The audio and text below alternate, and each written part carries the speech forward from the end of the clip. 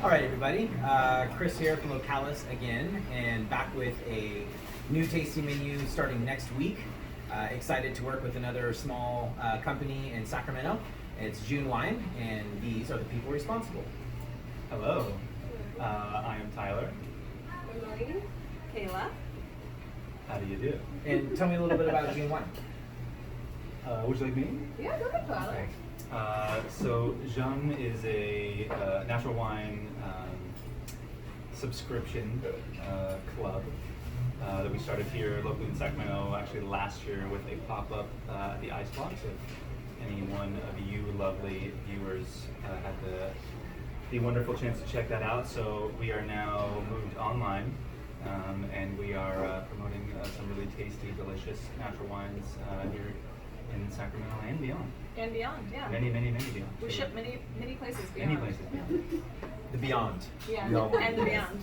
If you're beyond, Yeah. we're We for can you. ship to you. So we kind of figured we would do the same sort of setup where I'm going to blind these wines, and I'm not trying to figure out what they are because I'm not very good at that. But what I am good at is coming up with dishes based on this. Throughout the 2-week menu that we run with Jeune, with Jeune, we're going to create the dishes right now in front of you guys. And then later on, we'll do a little video with them eating some of the food and talking about the way they feel about the pairings. I'm excited because, as we've talked about multiple times with you guys, I'm not the biggest natural wine fan. So I always like the challenge, and I've known Tyler for a while. I know his palate's very good, and I know that he knows wine, so I'm excited to see what he picked for me to pair some cool dishes with. I'm going to talk about the wine, and then as far as what I taste, what I smell, what I see, and then talk about the dish creation kind of right then and there. And then we'll go back and these 3 wonderful people can talk to you about the actual wines. You'll be able to order all of the wines through them throughout this whole time. I'm sure we'll be able to get a link up to get to their webpage so you can do the ordering from there. And we're looking forward to doing this. So, first wine. Yeah. Yeah, and also just like a quick preface. I have known Chris for quite a while, so I do know him and his palate quite well. So we did our very best to tailor our natural wines to be a little less. And I think that's a great, They're a little great more thing for people to approachable. know who maybe aren't sure if they would like natural wines, aren't even sure what that means, that a natural wine is about how wine is made, and you can have something that's very representative in like the most beautiful, perfect way of the varietal, and it happens to be made naturally. And that's kind of what, your palate is a great way to explore that. Just beautiful, great, clean wines that are made, responsibly and, in the oldest way that wine is made.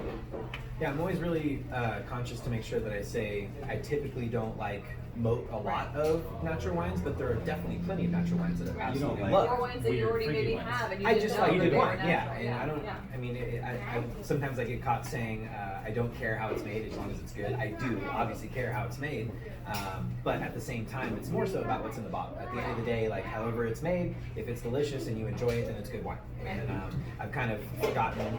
I like to taste wines that are natural and not natural together, and hopefully you can't be able to tell. I mean, that's the goal, is to not be able to say like, oh, that's natural wine. Or prefer. Or prefer, yeah, exactly. So, looking forward to it. Well, this first one, it's very clean. It's I would expect to be one of those varietals that doesn't have a huge rambunctious nose or palate. It's very nice. I love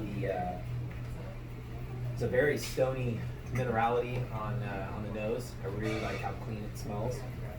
Definitely none of the VA that I typically personally find in a lot of natural wines, and it's really, I'm very, very sensitive to it, so it kind of sucks that sometimes, that's the first thing I smell, and then it's hard to get it out. So this definitely does not have any of that. Thankfully, I know you well enough. Yeah, yeah. I didn't choose any wines. Yeah, so really digging it. It's got nice high acid, and definitely getting some green apple kind of characteristics. We even say maybe venture into like some sort of tropical tones. Unripe pineapple is kind of in there for me. Some of that kind of stuff. It's a nice wine. My palate right away. We just had a fish crudo, but I'm kind of thinking that this is once again like just calling out for fresh, like probably slightly fattier fish. I like that idea of like curing it nicely. So do we. Yeah, right. Sounds good. There's some stuff coming in right now, like the very beginning of squash is coming in, so I almost can see like a fresh squash salad, you know, like that can be kind of fun with like basil vinaigrette too. I can find this wine really edging well with basil. Maybe doing something, maybe even doing something like a chilled squash soup or something like that with textures of, you know, fish and stuff like that in there. Could be really fun. Yeah. It's a good wine. I really like it. What is it? Tell me about it. So, Surprise! Surprise. Success. so we wanted to keep it pretty light and pretty fresh at the beginning. So this is Newfound. This is a project from Matt and Audra, who bought some property out in El Dorado. This particular cuvee comes from Yonno. It's a Semillon from Yonno. There you go. Yeah.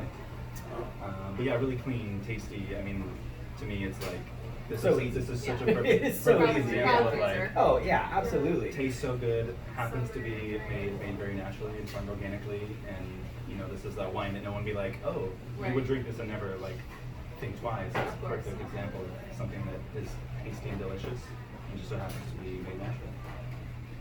Yeah, we haven't done any like interactive plating yet with Localis, and I could totally see us in the cool, because I don't know if you guys have seen how we're packaging everything, but it's really cool. Like, you don't have to take it out of a box or eat it out of a box. It's like plates and bowls with lids.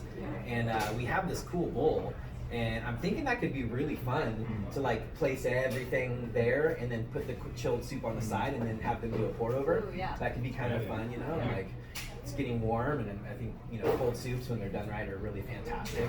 I can even see maybe instead of lactose milk and stuff like that, maybe go into a coconut realm with it and kind of round out those little bit of tropical flavors that I'm kind of tasting. It'd be kind of fun. There's some young fruit happening right now too, like peaches and everything. And I could see like really firm, Peach, that sort of. yeah, pickled peach would be really good in there with the fish and everything. This is kind of a cool dish. It's not something that we've done close, so it's awesome. Great Playful first and wine. elegant. Just Yeah. like wine. So we're gonna go ahead and at the end of the video, and we'll do a close-up or a picture and attach it to the video so you guys can see all the labels. Of course, we'll put in text their website so you can get a hold of these wines if you want to try them. Really cool stuff. And once again, as a non-natural lover, this to me just tastes like delicious, really clean wine that's begging for some really fun dishes. So I'm already pretty excited about what's happening here. So awesome. And there's no spit buckets because we're going to drink the wine That's the because we're going to drink the wine. Yeah. the number one rule in natural Yeah. wine. You have to drink. Is that natural wine rule? No. That's awesome. It is now. Yeah, it is now. We just made that rule. If you're drinking natural wine, you just have to drink it. You just gotta drink it. There's no taste. It's good for you. It's natural. Okay. Okay.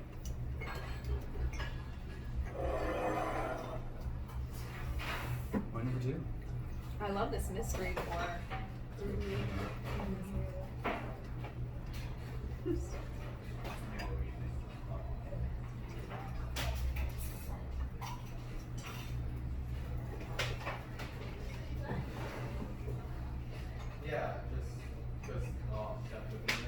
Yeah, this is exciting. I'm always nervous too. Like if I taste a wine, I'm like, I don't know what to do with this. Like, food, you know? I'm not really sure. I think Yeah. we'll figure it out.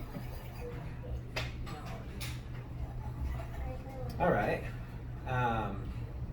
This smells more like natural wine, but not in a VA way. Yeah. Excited? Yeah, it's Beaujolais, you know, something in that area. I can. It's not poopy. Huh? Not poopy. No, not poopy, not farmy. No. Opening up really beautifully as well. Like It's right got that away. little extra. Yeah. There's, to me, and with natural wine, there's always a little extra something. Makes it There's unique. this little extra layer, maybe there's a little more lift, there's a little more sort of depth to what you taste and smell. And this has that. Kind of has the feeling of the wine that the winemaker would make for his friends, for himself. Yeah. And I don't know why, but like the smell already, I'm already into like tartar land. I don't know why, but like Take it us just, there. I don't know, like I want This would something be irony and like, you know, I haven't tasted it yet, and usually I need to taste a wine to know what I would pair with it, and maybe it'll taste different. We know wines do that as well.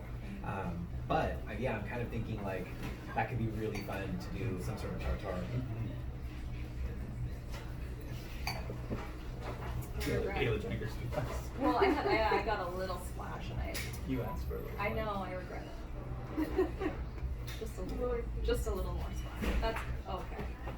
So, serious structure. It's definitely not a light rosé. You are correct. Yeah, You are. it's gripping. It's nice. It's. You said you didn't know anything about wine. You lied. I didn't say I didn't know anything about wine. I said that I sucked at blind tasting. I think wine. you. I think you're I- a blind taste success story. Yeah, well, not to the Song Guild because they said I suck at it. So Well, doesn't matter. I mean, we do fun things anyways. But yeah, it's we'll give you an official Jeune. it's rich. It's got tannic structure to it still. It's got acid. I was looking for alcohol because of how pronounced it was, but it doesn't seem like it's there very much. It's not very high in alcohol either. So sometimes hard to achieve bold flavors in a rosé without having some alcohol to like help the flavor profiles out. But I am standing really strong next to tartare. I think it sounds with a nice thick charred bread, underneath it to get those rich char notes into it. And also that really, I would assume maybe you'd go a little more classic with some nice bright pickly type, pickly or salty flavors along with that. To me, it's a super classic. You know what's really funny is that I might actually be incorporating XO sauce into the tartare. Okay.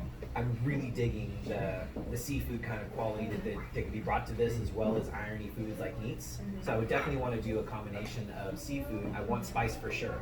With that low alcohol, it's perfect for gearing up for a little bit of spice. Yeah. And our XO sauce here, we haven't got to use it on a dish since we put it on the menu last time, which was the first time I ever made XO. So, for those of you that don't know XO, it's formed in the 80s in Hong Kong. There's no actual XO Remy Martin in it, but it's dried scallops and dried prawns with chilies and garlic and shallots, and you cook it in a wok, each ingredient to its own, and then incorporate back in with a reduction of really rich flavors. But it's spicy and it's super umami driven. It has this nice kind of like chewy texture to it. And I think that in with like the soft meats will give textural quality to the dish, as well as like really having like a slight amount of spice. And it's not fishy, it just has that kind of like ocean umami to it. Yeah. So it's kind of nice. And that paired along with some really nice tartare. I don't know if it's lamb or if it's beef yet, but I think maybe lamb, since I love using Indy Ranch lamb. I mean, anytime I get my hands on it, I'm just so excited. That could be really fun. Yet another dish though that I wouldn't really want to put the tartare on the toast and send it home with someone. Right. So it might have to be presentation, and then on the side like the chips, or like make bread something different to where it's more interactive. But I also love the idea of putting what I believe is the right amount onto the toast, so that as they're eating, it's like the right amounts of everything. Send them a picture. Maybe like a Chinese, Chinese menu. Like here's the picture, here's what it looks like. Don't mess it up. Yum! Like what a cool wine. I mean, it's always fun to shoot a guess out there. Like, Shoot a guess. The one that he chooses to guess. Oh yeah. This one. If you get this, you get a special present from us. man, it's got red fruit in there, but I'm also catching like this slight blue fruit kind of. So I'm almost in like the veins of like, Merlot or Mourvedre or something like that. It's got pretty big structure, so I'm thinking it's probably, I'm guessing a Bordeaux varietal. I'm not really that sure, but something like that. What is it? It's none of those things. Okay, perfect. Oh, you had a good poker face though, Tyler. I did. And this is one of the things that I love about natural wine is that there are no rules. Yeah. And really, this is not a rosé. It kind of looks like it if you see it in a glass or even your first smell or whatever, but it's really not. It's much more of you wouldn't really call it orange, but a skin contact wine. Skin contact. Yeah, totally. This is End of Nowhere. This is Skin Contact Pinot Gris, Okay. Space Boy, from Herringer Vineyard in Yolo County. Very cool. So this is done. Then Chris, I'm sure you see this. Obviously, we love Chris's wines. Chris Walsh, not you. We love all. But the if you wanted to Chris's. make mine, we drink I our would. wine too. Yeah, of course. It's delicious. It's done really great for us thus far, and we are huge fans. And literally everything you just said about it is why we love it. Yeah, It's it's like, awesome. It's this weird middle ground of, well, it's sort of rosé-y, but it's more like a white wine that's made like a red wine because the skins are pink and it imparts pigment and you get tannic structure, but you still get all this wonderful like spicy, fruity Pinot Gris stuff, and then all this lovely mineral in the finish. That's great. Yeah, skin contact threw me for a loop. It's pretty bold. It makes me like have more respect for Pinot Gris as like Exactly, a prominent yeah. flavoring grape. Yeah, You know, like and it's really a little bit more. And there's this big trend with putting Pinot Gris on skins, like at least in the natural wine world, because Pinot Gris, as you know, is a pretty neutral variety. It's pretty fruity and it doesn't have a lot of defining characteristics per se. In a blind tasting, when you get Pinot Blanc or Pinot Gris, you're always kind of SOL because they don't display much, but you put them on the skins and you get all that lovely contact and extraction from that, and it becomes a completely different wine. That's more awesome. like a light red wine than it is a white wine or rosé, which is what I like. So we have had the gnarliest time on this menu. I called my produce guys and I was looking for green strawberries, which happen all year long during strawberry, or not all year long, but all strawberry season. You know, it's not just at the beginning because they just harvest them before, and they have this like slight sweetness, but also oh hello, Good morning. Jeune has a lot She of was child up. interns. Yeah. This is one of our child child interns. labor. Yes. Hello. Look at that face. This is awesome. This is why we do it like this. This isn't a big production. This is a small family company and a small family company coming together in a crazy time to kind of try to promote each other and help each other. Our kids are involved. My kids are in the background. I'm sure you've seen them running around. Now their kid is out and running around, so this is really cool. Yeah, it really is a family business on both sides, and that's kind of the reason I wanted to reach out. Is, you know, try to do what we can do to help build each other during a time where it's really hard to build anything. So anyways, yeah, green strawberries. And they said, oh yeah, they'll be in, and then we put it on the menu, and then we've been using nothing but red strawberries because there has been 0 strawberries, green strawberries that have been able to come in. But once again, I might have to find something else that's similar, but like very thinly shaved green strawberries with like almost like an Asian vinaigrette on them. Once again, tie in with the XO and the lamb and the grilled bread and like offer some bright acidity. I also think something like a caper aioli. You don't really see capers in Asian cuisine, but I think that a nice like salty caper aioli would really bring some cool stuff out of the wine and skins and everything. So that could be really fun too. And I think I'm totally cool with having, you know, starting with 2 cold dishes. I mean, it's hot as hell. Fresh, you know. We wanted to keep it a little lighter. Yeah, a little fresher. lighter, yeah. That's Because cool though. Maybe that was because we were planning this and it was 100 degrees for Yeah. 3 days. Yeah, We totally. were You're just like, now get the it's wines not that you want to something- drink, you know? That's really great though. Thanks for bringing that. It's a great wine. I'm really excited about Pinot Gris. Yeah. I don't think those words would ever Whatever come out of my come out. mouth. Yeah, totally. It's about the only way Pinot Gris excites me is in that format. And another fun thing that natural winemakers in California are doing right now too is just exploring varietals that maybe we've tossed aside or that we've assumed things about that can be so much more. And that's another fun thing about people that being a little bit more creative with their winemaking instead of trying to control the outcome every time. Yeah.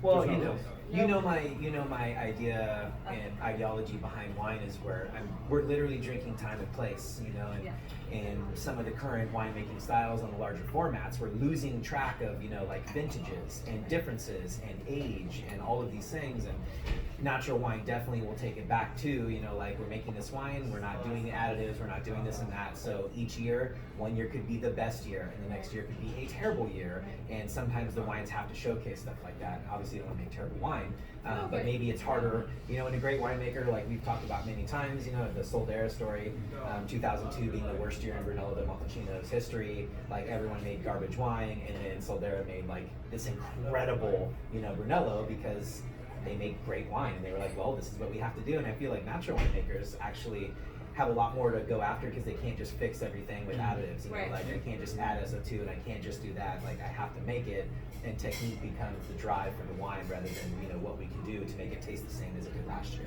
And that's the most beautiful thing about, especially the wines that we like to sell and the makers we like to work with, is that it does taste of the time, the place, and the maker themselves. You know, and what fun is it to taste a bunch of one varietal and they all taste exactly the same? And that's the goal, is to have a wine that tastes like everyone else's wine. That makes no sense. And only one winery should be making wine because we don't need everyone else. It's all the same wine. It's the same wine, right? So that's not fun to me as a person with a not big at old all. tongue with lots of places that want to taste different things, you know, like, And same with, you know, your food. Like if every restaurant If it made was the the same dinner, dish, same dish, why would we need restaurants? what would be the point? Of course. How boring. We want to taste what you see, like what your vision is. We want to Same- taste Chris's terrible. We want to taste Yes, it. yes. Exactly. I mean, we definitely do. This is the best food. Well, thank you. That's very nice of you. All right, wine number 3. Number 3, definitely darker in hue, but like Pretty. it's like it's like Really pretty. super purple. I Yeah. mean, incredibly purple, magenta, just like Magenta. really beautiful. Wow. Yeah, vampy. All right. Smelling some familiar notes, you know, varietal wise, I think. One thing about me too is that I don't care about being wrong at all. It doesn't bother me. Because wine is fun when I'm that far off. Because now I just learned something. I'm like, whoa, like Pinot Gris could taste like that, you know? This one was not gonna be the one to guess. Probably. We had a lot, yeah. Yeah. You were like, I think I'm gonna guess this one. I was like, Not maybe this any one. other one. Yeah. But we tried to like maybe think a little bit outside the box. Well, and This was our only wild card too, and that you loved it. See, this is another thing. Like, this Yeah. was the only one we were like maybe, and then you loved it. And so. what do we really know about Pinot Gris with heavy skin contact as wine people? You know, like we know Pinot Gris is a pretty neutral white wine, you know, usually with decent acid, and you know, it's kind of just like a mundane grape, you know. So now to taste it where I'm tasting like, you know, things that are completely outside of that context. Because I could definitely think like, you know, a Mourvedre, you know, with its rich unctuousness and its, you know, aggressiveness, like that could be something that I could find somewhat similar, especially because it does have like these funny kind of blue fruit flavors that were coming out to me. It was really fun. But anyways, let's get back to this wine. Color's amazing. It smells big. I like that. You know, like not big in a bad way like a Cabernet, but it smells like it's got Got something to say to serious you. power. Yeah, Yeah. exactly. Like it's gonna smack me up with flavor. Mm. Totally different than the Yeah. nose. I love wines like that where I'm Yeah. just like, ugh, and then I taste it like, wow, or vice versa, you know? Cool experience. It's so funny though that like, I don't know which will come first in my food pairings. Yeah. This might be, Yeah. to me, a little lighter than, you know, the Pinot Gris. They're on the They're front. right there, yeah. Like one's, I think this is more round and a little bit more luscious, whereas that's a little more clean and focused. But they're both like kind of, we'll have to just see how that ends How it up, you develops, know, I'm yeah. not really sure, but yeah. You're pretty wild, man. Main course is skin fermented Pinot Gris. Well, you know about Localis, we don't give two shits about structure or tradition, you know, That's very it's all about rule breaking. I love let's it. just go for it, you know. People need a little adventure right now. Stuck at home. Surprise, mix it up.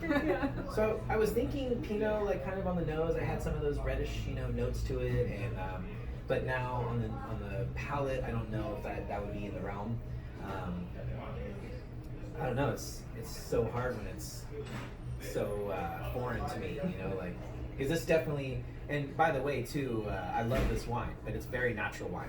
This is the most natural wine taste, you know, like as far as what I would think a consumer would think of. But it's really well done. I mean, nothing is big or anything like that. It's all really well rounded. Is like I it said. is it that like juicy kind of crunchy quality that? Yeah, and that top green line acid Yeah. that I'm tasting, you know, it's like it's very prominent, but it doesn't take away. Right. It kind of like lifts that wine, and I really like the lusciousness. It's so like It's so velvety and creamy on the mouth. Like that's Yeah. awesome, you know. So it has good staying power. It's kind of a light. It's like really unctuous in like its textural sort of fruit feel, but it's also like really kind of light and not heavy or like syrupy or coating. It's kind of like a weird, mix of the two worlds. Is it a Really Rhone nice. varietal? No. It's not. You're not sure, or It's an unusual breed. It's an unusual breed. It's not from the Rhone Valley. Yeah, I'm a little lost on where to go varietal wise. It's kind of different to me. Like I could see this being a Rhone varietal, you know, a Southern Rhone varietal, not a Northern Rhone varietal. The color is the best bit. Yeah, color is So pretty pretty. awesome. Let's talk about the dish maybe a little bit. Yeah. Where's the inspiration taking you? So to me, this is one of those wines that I think needs an aggressive food, but not aggressive acidity and not aggressive like those, but unctuousness, richness. Yeah. we are seeing incredible wild mushrooms right now. This to me is like dying for wild mushrooms. I started thinking risotto. Yeah. We just drank this with like Yeah. a mild mushroom dish. Yeah, so I would want to really like do a rich like mushroom risotto, I think. I'd probably go protein next to it, but it would have to be like, it's not going to be like beef or anything like that. It's got to be something somewhat neutral. But then again, I think, man, duck would be pretty awesome. Like roasted duck breast with a mushroom risotto. Excuse me. Yeah, and then I definitely want to bring a fruit element to it. So maybe, you know, over the roasted duck breast, and next to that we could do apricots. I think would be kind of fun to brighten up with a cool acidity that kind of like isn't in this, but this could be easily infused into it, you know, the apricot flavor. So yeah, maybe like an apricot salsa over the top of a roasted duck breast next to a nice mushroom risotto with richness. And then I'm thinking like radish sprouts as a garnish to kind of bring just a little spice to it, you know, kind of accent a little bit of spice that's in there. Yeah, I think to me that dish sounds really awesome with this wine, you know. So I think we'll cure the duck breast too with like warm baking spices. You won't really get like a ton of it, but like I'll add coriander because I think it belongs with this wine, but like cloves and star anise and nutmeg, like all those warm spices. I think that's going to be like really fun with this dish. What is it? I can't believe that the Psalms wouldn't give you anything because you're so good at, that's their whole job, right? You're like the genius, you're such a good pairer. Yeah, but he doesn't do it like to their... Who cares? That's, You're nailed it. They do. This food is Which is perfect. why I'm not That's not the whole going. job, though. Yeah, I'm not going anymore with it. I don't. Forget It's, that. it's not, They're- and that's they're kind of what wrong. we've done.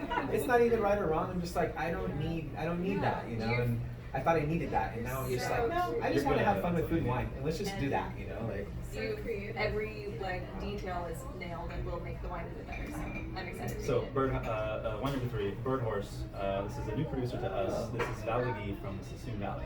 So nice hot weather, like Well, what's interesting about Sassoon Valley, heavy diurnal shifts. number one, it's my backyard where I grew up, so I'm very excited about what's happening in Sassoon Valley. Sassoon Valley is literally on the other side of the mountain from Napa Valley. Mhm. It is a basically undiscovered place where grapes have been grown there, and there are people making delicious wines and growing amazing organic fruit, and no one knows or cares about it that much. And what's really interesting is you have really fun, sort of, unusual varieties like Valvini, which was planted in California because people thought it was Gamay, but it's not Gamay. It's this weird thing that comes from France, and it ended up here, and now it exists in these old vine vineyards in California, and it makes absolutely delicious, unctuously fruity and like inviting wine. But to me, it's never heard of it. Super excited to have it. Now that you're saying it's akin to like Gamay, that's why I was smelling like the Pinot-ish notes. You know, I knew it wasn't Pinot, but it was like I'm getting those same kind of like, and even the character in the mouth is like, an unripe, Pinot or Gamay. Where it's a little fruitier, it's a little bit more. That's really cool.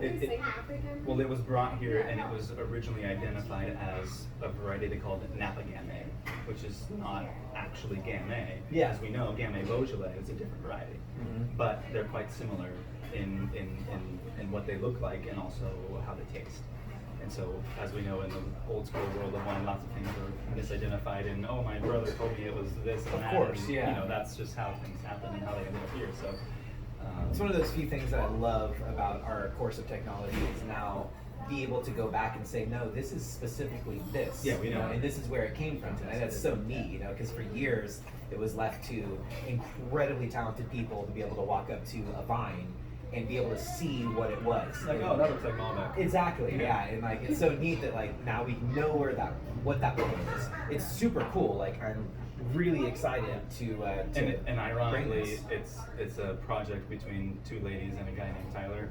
So Two it's ladies not and a guy. us. It's just a coincidence. So we were pretty into what they're doing. So Passion Wow, project. super cool wine. I mean, this is awesome. 3 for 3. Yay! And I know we're on video right now, and I said this during Nick's set as well, but I don't bullshit. It's not really fun for me, and they didn't make the wines, so it's not going to hurt their feelings if I don't like it, but it's really cool. Once again, I mean, 3 wines that I probably would have never picked out on my own, that I would have never sought out and said, I want to try this.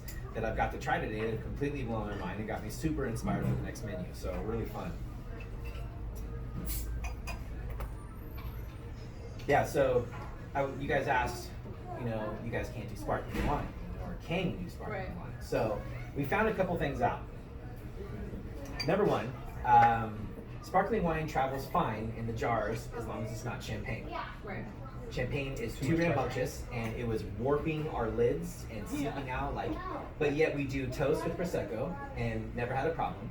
We did that wonderful Coyo Moscato from Vignalta on the last menu. It's frizzante, and that was fine. Lower pressure, yeah. I think anything live fermentation in the bottle is just too much for it. It's kind of crazy, because I know the Prosecco's, Cremant style. And Sure.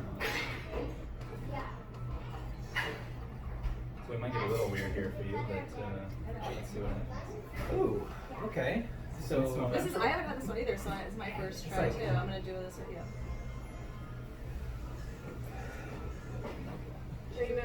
She's asleep again. Work, It's a sleep tired on the baby. asleep on the Tired job. baby. This is why we don't pay these interns, because they sleep. Yeah. I mean, I would probably do I would kind of go over her job performance with her and let her We'll have know a that review. it's lacking in a couple of areas, Hallelujah. Okay, so the wine is super neutral on the nose. Doesn't have a lot. Now it has things, but it's not a very rambunctious nose-forward High wine. intensity. Yeah, it's not high intensity. Very perfumey to me, like very floral in a lot of areas.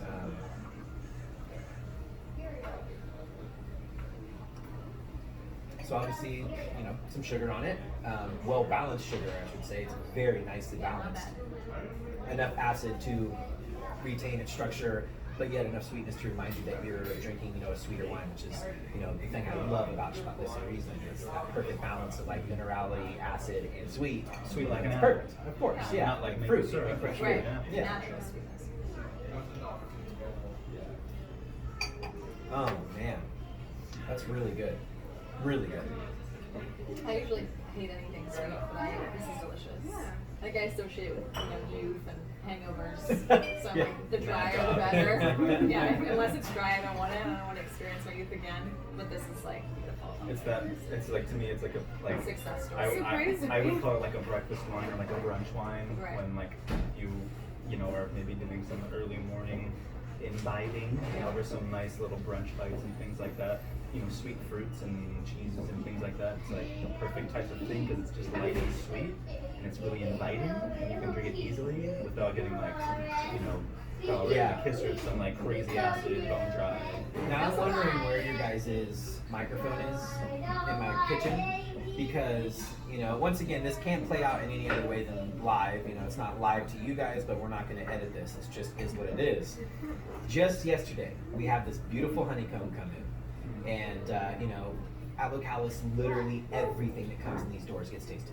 Nothing gets put on a plate without us tasting it. We get a case of carrots, we snap a couple of carrots throughout, we taste them, are they good, are they sweet, whatever. And so I'm tasting this amazing, rich honey. And I had next to that some scraps from some Manchego Reserva. And I threw the Manchego Reserva in my mouth along with the honey. And I was like, why don't we see more honey and cheese together outside of a cheese and charcuterie board? I don't understand why, but I wanted to change that right away. Then I also get strawberries. So this dessert right now to me is calling for strawberry honey and Manchego Reserva. I had the dish in my head. Yeah, that's exactly what I want with this, So I don't know how that cheese comes into play. If we have to go a different route with the cheese to see if, because really I'm worried about the cooking quality of Manchego. It's an oily cheese, it's going to separate. So how do we incorporate that into something beautiful without having, oil? Because I also think, once again, with the Somm Guild, I vehemently disagree that fried chicken and champagne is a great pairing. I think that if you want your palate to be cleansed and repeated, it's a good thing. But once you drink something oily, or eat something oily, I really don't necessarily want acid to try to pound it out of my mouth because it tastes good. They're not So, friends. yeah, I like a bold Beaujolais or something with fried chicken. Something with a lot of fruit, a lot of acid. Because it pairs well with the fattiness. But this is kind of just just dying for something that is kind of that area of sweet, creamy, and also like slightly acidic, you know, like it needs that lift, and that's why I think manchego came to mind right away, is it has that like saltiness and the acid point that's really bright. I kind of want to see about baking like a strawberry galette, and then topping it with melted manchego reserva, and then letting it kind of firm up so it's almost like the top of like a creme brulee, like a tuile on top of it. Because I think I want to actually like taste the cheese. I don't want to hide the cheese with all the other things. I think a part of the cheese is like, the part of what you want from the cheese is that textural element. Mhm. You get kind of like a hard, crumbly, you know, dry cheese like that. Totally. And strawberries are kind of like an easy thing to taste in here. You get that in there. And of course the strawberry season right now. And then honeycomb. And I think it has to be honeycomb specifically. It does have a slightly different flavor than just honey. So I definitely want to incorporate that somewhere into there, whether that's, maybe we start thinking about Napoleon, maybe we start doing like, you know, something like that. Maybe there's a custard to be made. Instead of, you know, toasting the top with sugar, you know, we could put the cheese tuile on top. There's a lot of different areas. I haven't like hammered down exactly what I want to do, but I know that we're going to have cheese, fruit, and honey, you know, but not as cheese, fruit, and honey, which is the only time you ever see those two together. I never understood that, why we don't like cook. We already more know that they're good cheese, together. fruit, and honey. Or Exactly, they're good right? together. But how many people are like taking a piece of cheese, grabbing some honey, and eating it? You know, Yeah. not very often. It just doesn't really happen. I So- love it. yeah, it was a grilled Absolutely. cheese yesterday. It was a quesadilla that we were making. I made giant quesadillas with Midnight Moon, which is like kind of similar to a manchego, and high acid cheese. So yeah, I had to think it together, and I was like, whoa, this is really good, you know. So awesome. What is it? Tell me about it.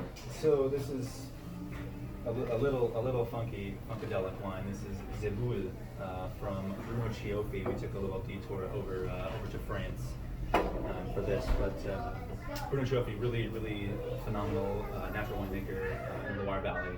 So this is a wine that's done in basically rosé style, that is fermented, and it's very untraditional sparkling. It's a really unusual method where you capture the expelled carbon dioxide and then reincorporate it back into the wine. So it's a really bit of an unusual technique that was sort of developed by one of his mentors, and it makes this really beautiful, you know, slightly sweet, off dry, really easygoing kind of, you know, day drinking, pool time breakfast wine. Super fun. I can't wait to see these in glasses across. It's a beautiful color transition as well, like visually appealing. I'll probably try to tie in different elements of the dishes to the color of the wines. I think it also is, it's kind of subjective when people eat. If they see colors that match, they kind of start thinking about matching already. So yeah, it's super cool. Well, I'm over the top excited. I cannot wait to get this movie hammered out. You know, so look out for this coming out. It'll be released next Thursday. Will be the first day of this menu. We'll be running it for 2 weeks. This will be the first time you hear us saying that after that 2 weeks, we might be talking about opening to the public for dine-in eating. So we'll see what happens with that. We have a lot of things to work out before we can make that happen. But thank you, the three of you, for bringing these amazing wines and having this cool company.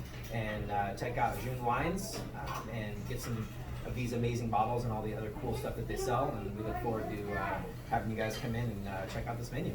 Yes, thank you. Adios.